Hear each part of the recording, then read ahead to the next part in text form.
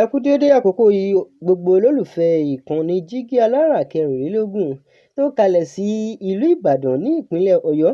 Ilé tí a ti ń sọ̀rọ̀ bí àkọlé ìtàn tó sì jẹ́ wípé gbogbo ọ̀rọ̀ tí ó ń jáde lẹ́nu wa pẹ̀lú ìmísí Odùduwà náà ni ó fi ń jáde. Ẹ̀yin olólùgbọ́ wa, a dúpẹ́ fún bí ẹ ṣe ń bá wa lọ. Ojú tẹ̀sí fún wo wá kò ní fọ́, etí tẹ̀sí fi ń gbọ́ wa kò ní dì. Oníròyìn yín náà ni Ajíbádé Emmanuel Olúwatómọ̀ náà ni oníròyìn yín. Ìròyìn tí mo sì mú wá fún yín lónìí ni bàbá Ìjẹ̀bú bí ọmọ ọkùnrin ó sì dúpẹ́ fún Ọlọ́run ní orí ayélujára. Ayọ̀ àti ìdùnnú ló kúkú inú ẹbí àti àwọn olólùfẹ́ gbajúgbajà òṣèré Nollywood Ọlánréwájú Ọmọyínká tí ọ̀pọ̀ ènìyàn mọ̀ sí bàbá Ìjẹ̀ṣà lẹ́yìn tí ó kéde pé òun àti aya rẹ̀ bí ọmọkùnrin ní ọjọ́ Ajé. Bàbá Ìjẹ̀ṣà fi ìròyìn ayọ̀ náà hàn lórí ojú òpó Instagram rẹ̀. Ó sì pín àwọn àwòrán oyún tí òun àti ìyàwó rẹ̀ yà, tí ó sì ti mú kí ọ̀pọ̀ ènìyàn bẹ̀rẹ̀ sí ń fi ọ̀rọ̀ ìkíni àti àdúrà ránṣẹ́ fún wọn. Nínú ọ̀rọ̀ tí bàbá Ìjẹ̀ṣà kọ sí ayélujára Instagram, bàbá Ìjẹ̀ṣà sọ pé Ọlọ́run ti ṣe ohun ńlá fún wọn nínú ẹbí àwọn. Ó ní ọ̀nà tí ènìyàn kò rí àti ọ̀nà tí kò lè ṣeé ṣe àìláyé ni Ọlọ́run máa ń gbé iṣẹ́ rẹ̀ gbà. Ọlọ́run ti ń kọ ìtàn àyànmọ́ rere fún ìdílé wọn. Ó ní Ọlọ́run ti kọ ìtàn àyànmọ́ rere fún ìdílé àwọn. Ó tún fi hàn pé ọmọ tí wọ́n bí jẹ́ ọkùnrin, wọ́n sì ti fún un ní orúkọ kan tí ó ń jẹ́ King-Kàgà Ọmọyínká. King-Kàgà Ọmọyínká. Bàbá Ìjẹ̀ṣà náà sì dúpẹ́ lọ́wọ́ Ọlọ́run fún ẹ̀bùn náà. Ó sì yin aya rẹ̀ fún ìfaradà, agbára àti ìfẹ́ tí ó fi hàn ní gbogbo àkókò oyún náà. Gẹ́gẹ́ bí ó ṣe ṣe, gẹ́gẹ́ bí ó ṣe sọ, Ọlọ́run fún un ju ohun tí ó gbàdúrà fún lọ. Lẹ́yìn tí ó ṣe ìkéde náà, àwọn olólùfẹ́ rẹ̀,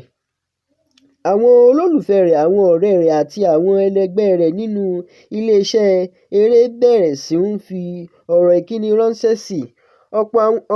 Ọ̀pọ̀ wọn gbàdúrà kí ọmọ tuntun náà dàgbà ní àlàáfíà, ìlera tó péye àti ọgbọ́n.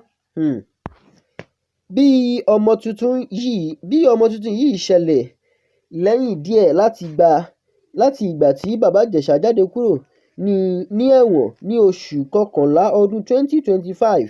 Ìtúsílẹ̀ rẹ̀ nígbà náà fa ọ̀pọ̀ ìjíròrò láàrin àwọn ará ìlú nítorí ọ̀ràn tó ti jẹ́ kó wọ ẹ̀wọ̀n tẹ́lẹ̀.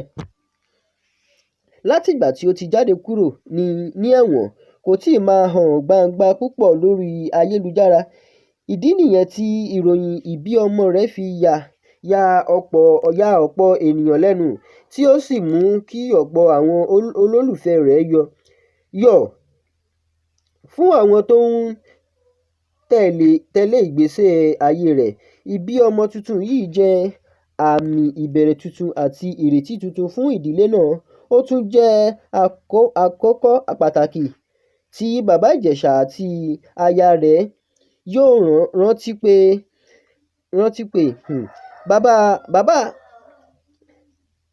bá a ṣe ń sọ̀rọ̀ yìí, àwọn ọ̀rọ̀ ìkíni àti àdúrà sì ń wọlé láti ọ̀dọ̀ àwọn olólùfẹ́ tí àwọn ẹlẹgbẹ́ rẹ̀. A kí bàbá Ìjẹ̀ṣà àti aya rẹ̀ lórí ìbí ọmọkùnrin wọn tuntun King-Kàgà Ọmọyínká. Èyí ni ìròyìn tuntun lórí ayọ̀ tó dé sí ilé òṣèré Nollywood bàbá Ìjẹ̀ṣà. Ibi tí a rí mọ́ fún ìròyìn títí tòní lélẹ̀. Ẹ ṣé, ó dàbọ̀.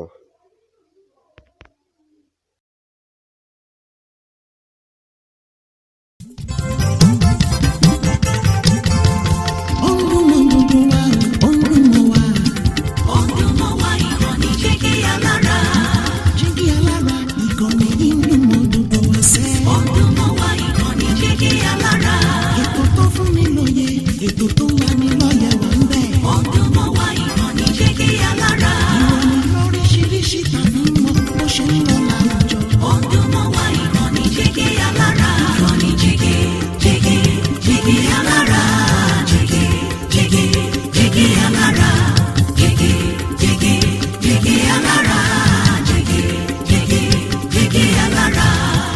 ìkànnì jígí aláràkẹrìnlélógún bàbá gbogbo.